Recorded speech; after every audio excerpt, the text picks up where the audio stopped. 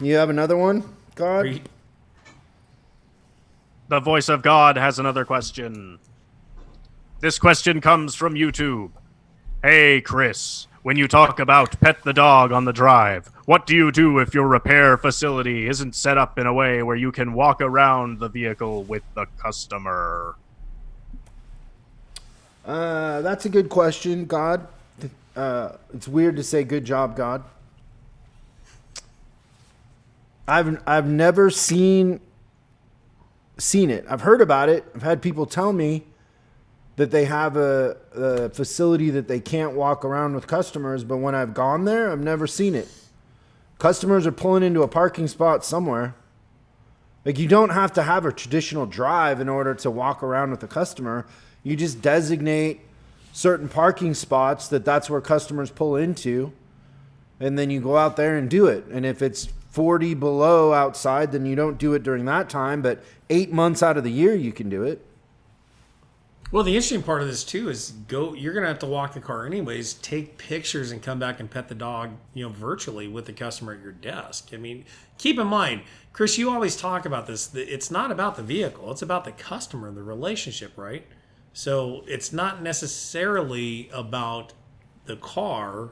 It's about the person. So what can you take out of that walk around experience and bring it back in and pet the dog virtually at your desk if you have to?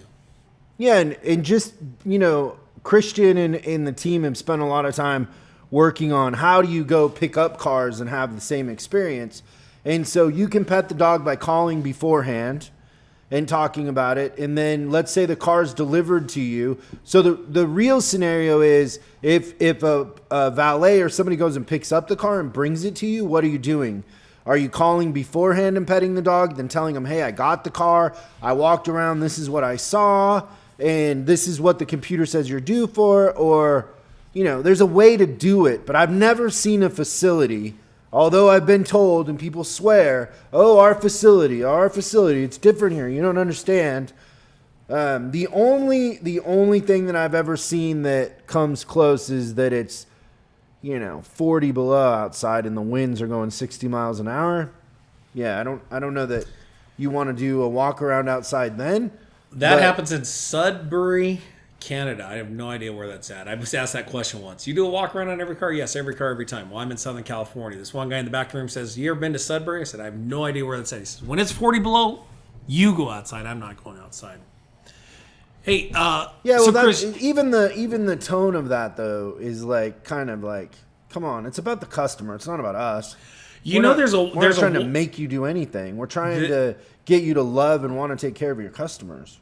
You've heard of The Matrix, right? The movie? Well, no, the real thing, The Matrix. I've actually never really seen the Matrix movie. Okay, but anyways, there's this like hidden wall, right? And this is what a lot of advisors struggle with.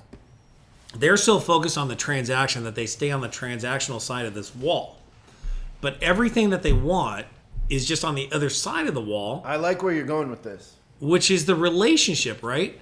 And when you're talking about the car, my Suburban is the vehicle. But what really gets me as a consumer is, like, if my service advisor that I took my Suburban to knew that opening day at Snow Summit Bike Park was next Friday, and all of a sudden I got like a gift card for gas, like a 7-Eleven gift card for $20. Hey, good luck, be safe on Friday. I hear opening day is going down, because he paid attention to what I do with my family with the car. So I would challenge all my advisors to do this. Find 3 things that the customer does with that vehicle that's personal.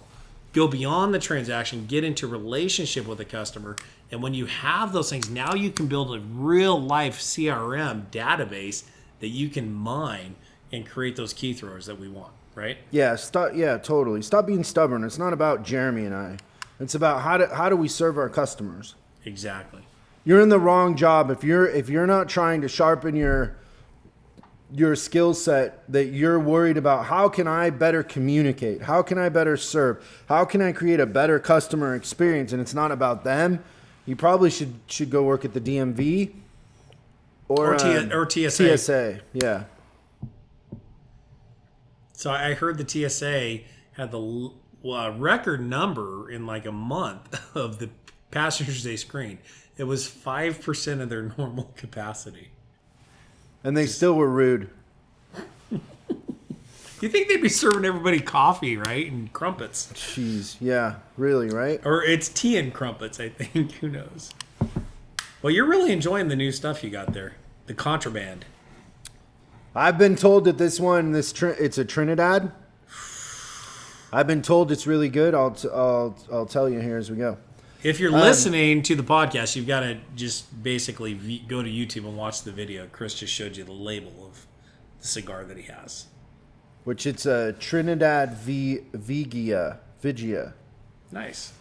How would you pronounce that, Jeremy? Vigia. Vigia. Hey, Okay. God, do you have another question? No, God only had 3 questions. God has another question. Yes. Right. I love it. I guess I underestimated God. Hey, do Never you know how you underestimate God. do you know how you give God a high five? How? He's everywhere. Just like that. Done. Jeremy, so if you're listening and you're not watching, Jeremy just did a thing like the princess in the parade. I did not do that. I would. Moving on. God, what's your question? What's question 4? The next question is, hey, I love the podcast and all the great info you guys give. One thing I miss is the book report. My question is, what good books do you recommend for training? You reading any books, Jeremy? Yeah, I'm reading Syndicate right now. 2 or 1? Syndicate Shop on a rough draft. We're working on that. Oh, you're working on so Syndicate is a book series that I started to write. It's a novel of a kid who inherits a bunch of breweries and then has to turn them around. Mm-hmm. I'm reading the Ellipsis Manual. Oof. Analysis and Engineering of Human Behavior by Chase Hughes. Oh, interesting. It's dense. Like it takes it's one of those books where you read a part and think about it and read it again and think about it. But he's amazing. Hey, so what's your number 1 training book that you like? What do you mean by training book? Well, that's what. Do you have any books that you'd recommend for training? Was God's question. So Training for what? To be service a plumber? advisor. To be what? Service Oh, advisors. Yeah. What- Millionaire Service Advisor. Yes. Read that. Or Read that. The Irreplaceable Service Manager. That's a But good Chris, one. I've read that. I read that 2 years ago. Should they go back and reread it? Yeah, it's still relevant. Do you know that I get more out of a book the 3rd, 4th, and 5th time that I read it than the first time?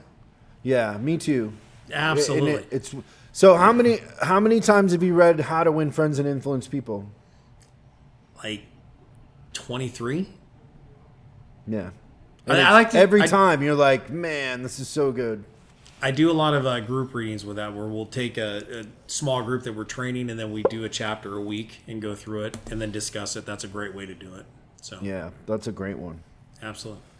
So the book we would recommend, The Millionaire Service Advisor. Get back through it. Irreplaceable Service Manager. That's it. Okay. Thanks, God.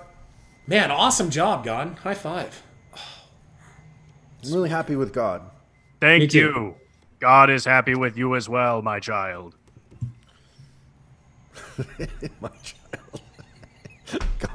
God's. I'm old enough to be your dad, God. Okay. Thank you so much for watching this clip of Service Drive Revolution.